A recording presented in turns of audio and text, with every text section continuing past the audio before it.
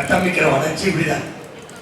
நீங்கள் பட்டினி அடைந்து செத்து போனால் கட்டையில் எரிக்கிறதை விட்டுவிட்டு கரண்டில் எரிக்கிறது வளர்ச்சி. நான் போட்டு காட்டுறேன் பாரு, எது வளர்ச்சி? பிச்சைக்காரன் டெல்லியில ஒரு அம்மாட்ட போய் பிச்சை, அந்த அம்மா கேஷ் நகின்னு ஒன்லி கார்டுன்னு சொல்லு. அவன் கதவை தட்டி கேட்கிற, கண்ணாடி இறக்கி அந்த அம்மா சொல்லு, காசு இல்லை, கேஷ் நகி ஒன்லி கார்டு, நோ ப்ராப்ளம் என்று ஒரு பை வச்சிருக்கான், சொன்னா பை. அதுலேருந்து ஸ்வைப் மிஷின் எடுத்து நீட்டான், இதில் அட்டையை இதில் தேவை விடுங்கிறான். அந்த அம்மா அப்படி கிழிச்சு விட்டு சீக்கிங்க. பிச்சைக்காரன் ஸ்வைப் மிஷின் வச்சு பிச்சை எடுக்கிறத வளர்ச்சின்னு காட்டுது. நாம கனவு காண்ற வளர்ச்சி பிச்சைக்காரனை இல்லாத ஒரு நாட்டை உருவாக்க. ரெண்டுக்கு எங்கே இருக்குங்க? நாடு அடிமைப்பட்டு கிடக்கும் போது விடுதலைக்கு போராடிய பகத்சிங் சொல்றான், பாலுக்கு அழாத குழந்தை, கல்விக்கு ஏங்காத மாணவன், வேலைக்கு அலையாத இளைஞன், இதுதான் என் கனவு இந்தியான்றான். விடுதலை பெற்று அவன் இறந்துமா விடுதலை வந்துச்சு. விடுதலை அடைஞ்சு 80 ஆண்டுகள் ஆயிடுச்சு. 100 ஆண்டத்தோட நெருங்கி கொண்டிருக்கும். ஆனாலும் இந்த முழக்கத்திற்கான தேவை அப்படியே ஒவ்வொரு நாட்டு, தமிழ்நாட்டில் மட்டும் பல லட்சக்கணக்கான, தமிழ்நாடு தேர்வாணையத்தில் மட்டும் தேர்வு எழுதி வேலைக்காக காத்திருக்க இளைஞர்கள் 70 லட்சம் பேர். வேலை இல்லாத இளைஞர்களுக்கு ஊக்கத்தொகை 4000 கொடுக்கும், 2000 கொடுக்கும், 3000 கொடுக்கும். பைத்தியக்காரா அந்த காசை வச்சு அவனுக்கு நிலையான வருவாய் கிடைக்கிறதுக்கு வேலை வாய்ப்பை ஏற்படுத்தி கொடுக்கணும். அதுதான் வளர்ச்சி, அதுதான் ஆட்சி. அப்படிப்பட்ட ஆட்சியை சிந்திக்கிற தலைவர்களை நாம் தேர்வு செய்வதில்லை. நம்ம இலவசங்களையும் வெற்று அறிவிப்புகளை கொடுத்து ஏமாற்றுகிற ஆட்சியாளர்களை தொடர்ந்து தேர்வு செய்கிறோம். அதான் பிரச்சனை. அதுதான் இங்க இருக்கிற சிக்கல். ஒரு நாட்டை எப்படி கட்டமைக்க வேண்டும்? இப்ப நம்ம இந்த நாட்டை எப்படி கட்டமைக்கிறது? சிறந்த நாடா? கல்வியிலிருந்து தான் ஆரம்பிக்கும்.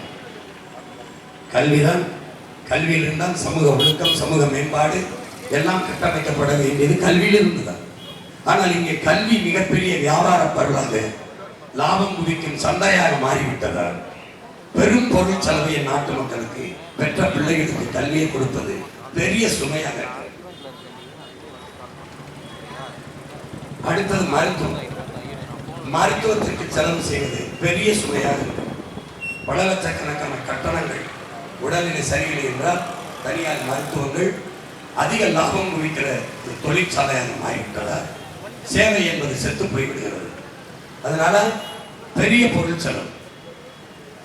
இங்க எதாவது சேவை, கல்வி, தன் நாட்டு பிள்ளைகளுக்கு கல்வியை கொடுப்பது, அறிவை கொடுப்பது சேவை.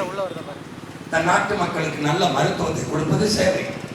தன் நாட்டு மக்களுக்கு நல்ல குடிநீரை கொடுப்பது சேவை. தன் நாட்டு மக்களுக்கு தடையற்ற மின்சாரத்தை உற்பத்தி செய்து கொடுக்க வேண்டியது சேவை. அது அரசின் பொறுப்பு. பயணிக்க நல்ல பாதையும் நல்ல போக்குவரத்து கொடுக்க வேண்டியது அரசின் கடமை, சேவை. ஆனால் இது எல்லாம் தனியாருடைய லாபத்தை ஒதுக்கி ஆயிடுச்சு. கல்வி தனியாரிடம், மருத்துவம் தனியாரிடம், போக்குவரத்து தனியாரிடம், மருத்துவமனை எல்லாம், தண்ணீர் விநியோகம் தனியார், அப்போலோ, கின்லே, மினரல் என்று அக்கோஃபனா இந்த முதலாளிகள். மின் உற்பத்தி தனியாரிடம் இருந்து இவர்கள் வாங்கி நமக்கு கொடுப்பார்கள்.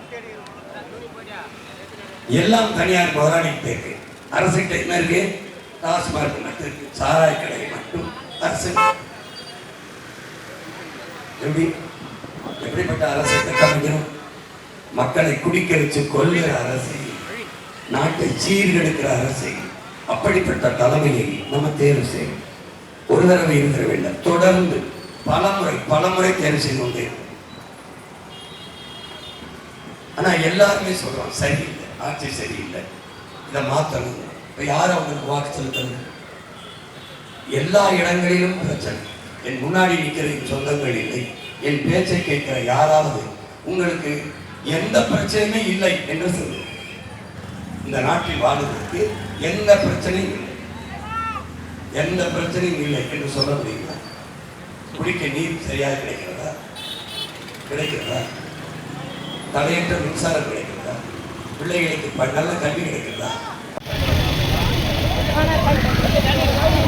கை